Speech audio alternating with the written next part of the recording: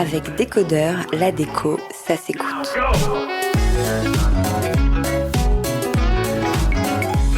Je suis avec Anne Kérard, la fondatrice de Ozo. Je ne sais pas si vous connaissez, mais moi pas encore, donc j'ai vraiment hâte d'en savoir plus. Parce qu'à l'heure où nous sommes de plus en plus nombreux à être sensibles au bien-être chez soi, au feng shui, aux bonnes ondes, Ozo est une marque de produits parfumés énergétiques. C'est-à-dire que ce sont des bougies, sprays ou diffuseurs de parfums qui agissent comme des soins pour la maison. Bonjour Anne. Bonjour Hortense. Est-ce que c'est bien ça? Alors racontez-nous ces soins énergétiques, qu'est-ce que vous proposez et comment ça marche? Alors je propose des soins parfumés aux énergies actives pour la maison. Donc ce sont des créations parfumées pour diffuser chez soi sans toxicité et surtout avec une fonction. Donc il y a 3 gammes, purifiées, harmonisées, protégées. Et grâce à ces diffuseurs, sprays ou bougies, vous pouvez changer l'état vibratoire de votre lieu pour vous sentir mieux chez vous. Alors c'est quoi l'état vibratoire? Alors c'est la fréquence de votre lieu. C'est en fin de compte, tout est fréquence autour de nous. Vous êtes fréquence, le bois, les couleurs, toute matière est une fréquence également. Et l'objectif, c'est d'harmoniser toutes ces fréquences pour qu'on se sente bien chez soi, qu'on se sente bien dans sa vie. Et donc, on a voulu, avec l'aide des propriétés des plantes, l'énergie des plantes dans ces produits Ozo, transformer cette énergie pour vous sentir mieux chez vous. Donc, en fait, ça veut dire que les plantes, quand on dit le pouvoir des fleurs, le pouvoir des plantes, elles ont vraiment ce pouvoir, elles ont des principes actifs. Ça veut dire quoi, des principes actifs? Elles ont des principes actifs, elles ont des propriétés. Donc, je vais vous en citer certaines sur certaines des gammes, et ça va vous parler tout de suite sur leurs propriétés que l'on connaît. Il y en a beaucoup qu'on ne connaît pas, mais il y en a beaucoup quand même qui sont connus du grand public. Et c'est grâce à ces propriétés et à leurs énergies qu'on peut avoir une action, dans ces produits. Donc ça améliore quoi, par exemple? Si on prend la gamme purifiée, par exemple, purificatrice Ozo, à l'intérieur donc de chacun des produits, donc aussi bien les flammes, bougies, les pluies, sprays ou les brises diffuseurs, il y a une trentaine de plantes qui ont été sélectionnées pour être en macérat avec soit la cire végétale, soit l'alcool végétal. Et dans cette gamme, je ne vais pas vous citer les 30 parce que je pense que ça va un petit peu lasser tout le monde, mais il y a par exemple du Palo Santo, de la sauge blanche, du romarin, du thym, du genévrier, du gui, du bambou, de l'eucalyptus, de la menthe, du pin, du clou de girofle et bien d'autres. Donc quand vous parlez de Palo Santo, quand on parle de sauge blanche, quand on parle d'eucalyptus, on voit quand même que c'est des plantes qui ont l'habitude de purifier, d'assainir, de dégager. Voilà. Et c'est la même chose dans la gamme harmonisante et dans la gamme protectrice. Donc ça veut dire quoi? Ça veut dire que quand on brûle une bougie, qu'est-ce qui va purifier par exemple concrètement ou harmoniser? C'est la senteur, c'est ce qui se dégage, il y a des choses qui se dégagent de la flamme? Exactement, en fin de compte, c'est le macérat de plantes qui, grâce en fin de compte à la connexion soit avec le spray pour le spray, soit avec la bougie avec la cire végétale, c'est un catalyseur qui va permettre de diffuser ses propriétés et ses énergies. D'accord. Et alors, il y a quoi dedans? Donc, si on prend la bougie ou les sprays, oui, effectivement, vous dites pluie, ou c'est des jolis mots. Il y a pluie et brise. Ouais. D'où viennent les plantes? Ce sont des plantes normales, entre guillemets? Oui, alors c'est des plantes tout à fait normales. Alors, il y a plus de 90% des plantes qui viennent du Pays Basque où sont fabriqués les produits. Elles sont semées, cueillies, mises en macérat dans l'atelier, et on s'approvisionne des matières que l'on ne peut pas cultiver en France dans les pays où ils sont cultivés, comme par exemple le Palo Santo, l'ambre, le Liban sacré. Voilà. D'accord. Le macérat, ça veut dire quoi? C'est la macération? Oui, c'est-à-dire qu'on est sur un procédé d'olfactothérapie. On n'est pas sur de l'aromathérapie, donc on ne fait pas de distillation d'une partie des plantes pour créer, en fin de compte, une huile essentielle. Moi, j'ai absolument pas voulu ça. J'ai voulu vraiment prendre aucune contre-indication, vraiment pratiquement aucune, pour que ça soit vraiment des soins universels pour tout le monde. Et donc, il faut savoir que sur les huiles essentielles, on a des contre-indications pour des personnes épileptiques, pour des personnes avec des problèmes cardiaques, pour des personnes qui ont des pathologies qui ne connaissent d'ailleurs peut-être pas, des enfants, etc. Donc on est en olfactothérapie, donc on prend la globalité de la plante et on la met en macérat, dans un macérat d'alcool végétal et d'huile. D'accord. Et qui fait ça? Alors c'est Virginie qui est dans le Pays Basque et qui réalise voilà tous les produits Ozo. Mais et comment elle les sélectionne, ces plantes-là, en fait? Parce qu'elle a une connaissance parfaite sur le pouvoir des plantes, les propriétés des plantes. Quand je l'ai rencontrée, bien entendu, on a fait cette sélection ensemble. Sélection des plantes, sélection aussi des parfums. Il y a eu voilà, une multitude de propositions qui étaient liées, bien sûr, à la fonction à chaque fois. Et maintenant, voilà que la formule est figée. Oui, parce qu'il peut y avoir des bonnes plantes qui sentent mauvais.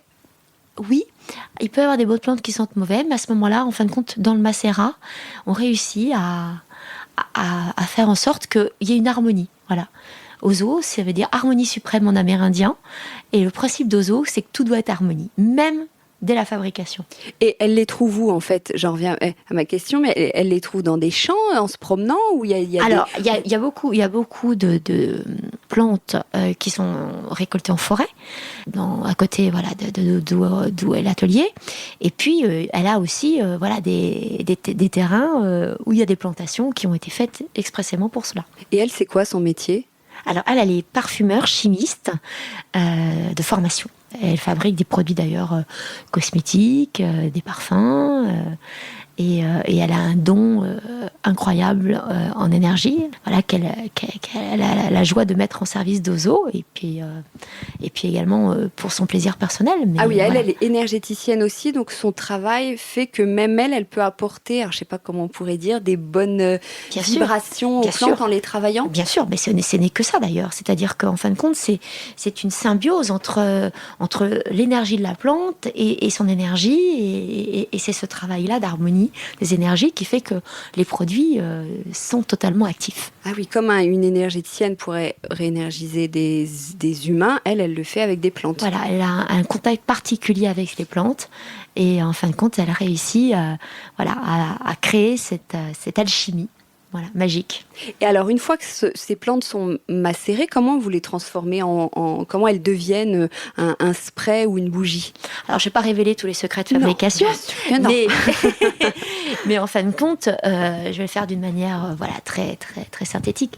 Pour, par exemple, les flammes, les bougies, ce macérat voilà, est mis en fin de compte dans un beurre pour créer un cœur de plante, et après voilà, c'est mis dans un moule et avec la cire végétale, et on crée ce cierge voilà, avec ce cœur de plante actif. Et pour les sprays, donc les pluies ou pour les diffuseurs, en fin de compte, c'est adjoint avec voilà, de la colle végétale.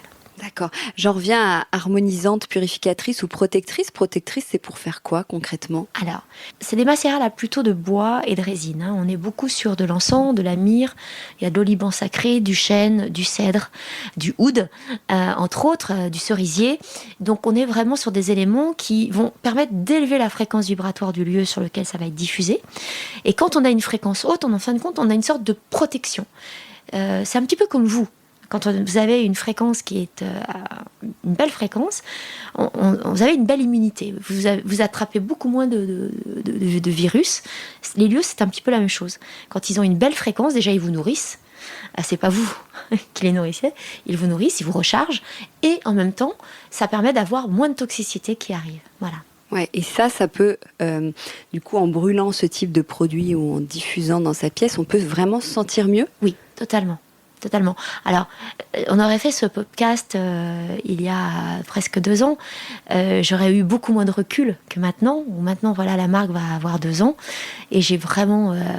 et c'est une joie d'ailleurs, les retours des utilisateurs d'Ozo, et qui me témoignent chaque jour vraiment tout leur ressenti, tout ce qu'ils peuvent avoir comme bienfait maintenant avec ces flammes, avec ces pluies ou avec ces brises. Voilà. Mais même, pour aller plus loin, est-ce qu'il y a 10 ans, ça aurait aussi bien marché? Parce que on parle depuis quelques années encore plus du bien-être chez soi, et au-delà du fait qu'on en parle, on a envie d'être bien chez soi. C'est assez nouveau à ce point-là. Oui, alors... Il y a 10 ans, peut-être qu'on n'était pas encore ce que j'appelle le time to market. C'est-à-dire qu'il y a eu une vraie prise de conscience aussi durant la Covid, où les personnes se retrouvant chez eux, confinées, ont eu ce sentiment vraiment que voilà, leur chez eux était un cocon protecteur, était vraiment un lieu où on en devait vraiment en prendre soin. parce que c'était là où voilà, on se retrouvait, on repartageait des choses et voilà, on devait être nourri par ce lieu. Donc là, il y a déjà eu cette prise de conscience. Et puis, à ma grande joie aussi, les gens commencent à comprendre également voilà, comment les choses s'articulent dans notre vie et qu'il y a des connexions avec voilà, des choses visibles et invisibles et que voilà, ces énergies sont importantes dans notre vie pour se sentir beaucoup mieux. Et cette connexion, elle prend vraiment maintenant voilà, toute son ampleur. Alors que vous le disiez tout à l'heure, il y a des peuples ou des pays où c'est ancré depuis des années. C'est ancré depuis des années. Par exemple, Ozo, qui veut dire quête d'harmonie suprême et beauté en amérindien, cette force Ozo, voilà, qu'ils recherchent tout au long de leur vie, être dans cette énergie d'Ozo, cette énergie d'ancrage, cette énergie d'harmonie et de beauté. Voilà, ces peuples ancestraux, c'est les Amérindiens, mais chez les Incas, c'était pareil, avaient tout compris. Ils avaient déjà compris quelles plantes il fallait récolter pour pouvoir purifier leur lieu, pour se sentir bien dans leur maison. Enfin, c'était pas des maisons, c'était des sortes de huttes. Et puis également préparer les lieux à des cérémonies pour que l'énergie des lieux soit bien particulière pour ces cérémonies. Donc, en effet, j'ai repris que des recettes ancestrales. Et mais pourquoi c'est pas autant installé chez nous, dans nos civilisations ? Parce que on est passé dans des phases très cartésiennes. C'est-à-dire qu'en fin de compte, on s'est vraiment éloigné vraiment de l'énergie de la nature. Et on est en train de revenir à l'énergie de la nature. On commence à comprendre déjà avec voilà, toute la détresse écologique que l'on découvre, avec aussi tout ce que l'on a fait comme erreur au niveau de l'alimentation ces derniers siècles. Donc tout commence à revenir en fin de compte sur la source. Et oui, la nature, elle est là pour nous protéger, elle est là pour nous nourrir, elle est là pour faire en sorte qu'on se sente mieux. Et en fin de compte, il faut en prendre soin pour ça. Ouais. Comment vous avez eu cette idée ? Quel est votre parcours, vous ? Alors cette idée, je le dis souvent, hein, c'est un accouchement de mes expériences personnelles et professionnelles. En fin de compte, ça m'est venu assez vite après ma dernière expérience professionnelle. C'était juste au début du premier confinement. Voilà, je voulais vraiment créer une marque qui reprenne ces recettes ancestrales, justement, des plantes. Utiliser ce pouvoir des plantes, cette magie des plantes, pour se permettre de se sentir mieux. On a tout. Voilà, la nature nous offre tout et on ne s'en sert pas. Enfin, on s'en sert peu. Donc je voulais vraiment cela. Et à un moment donné, comme j'ai fait des études de Feng Shui par plaisir il y a 15 ans, ça s'est connecté en me disant, mais tu as développé des produits toute ta vie, en fin de compte. D'abord en agroalimentaire pendant pratiquement 10 ans, puis après en cosmétique. Et il n'y a personne qui n'a pensé à faire des soins, entre guillemets, cosmétiques pour la maison. C'est-à-dire prendre soin de sa maison avec des produits pour avoir une réciprocité sur soi. Et donc, il faut créer cela. Il faut créer la première marque de soins parfumés, énergétiques pour la maison, pour pouvoir prendre soin de ces lieux et donc se sentir mieux après. Voilà. Et vous avez une autoroute devant vous. En plus, vous êtes seule, là, pour l'instant. Alors, pour l'instant, oui. C'est un nouveau marché à conquérir. C'est vrai que le segment, pour l'instant, est peu encombré. C'est certain. Voilà, moi, je voulais vraiment réunir avec Ozo ces 4 marchés qui étaient vraiment des marchés qui florissaient, mais seuls. Le marché des très belles senteurs pour la maison, le marché du fonctionnel, particulièrement avec des huiles essentielles, mais qui étaient plutôt sur des produits vendus en parapharmacie, pharmacie. Le monde de l'énergétique, qui était un monde un petit peu méconnu, et qui gravitait dans son coin. Et puis le monde de la déco. Moi, je suis une passionnée de déco depuis des années et des années et des années. J'ai toujours donné des conseils déco à des copains. J'adore décorer des apparts. Je ménagerais presque plus pour pouvoir redécorer les apparts. Donc, c'est en fin de compte, c'est tous ces marchés que j'ai réunis avec Ozo en disant, voilà, je veux pour la première fois, on diffuse des choses chez soi qui ne soient pas toxiques. Je veux qu'il y ait une fonction. C'est quand même trop dommage de diffuser des senteurs et qu'en même temps on puisse pas avoir une fonction. Et en plus avoir des très beaux objets pour mettre chez soi, avoir le plaisir de les regarder. Et pour la première fois, d'avoir ces cierges avec ce cœur de plante qu'on peut également aussi améliorer, décorer. Alors, j'aime pas trop ce terme-là.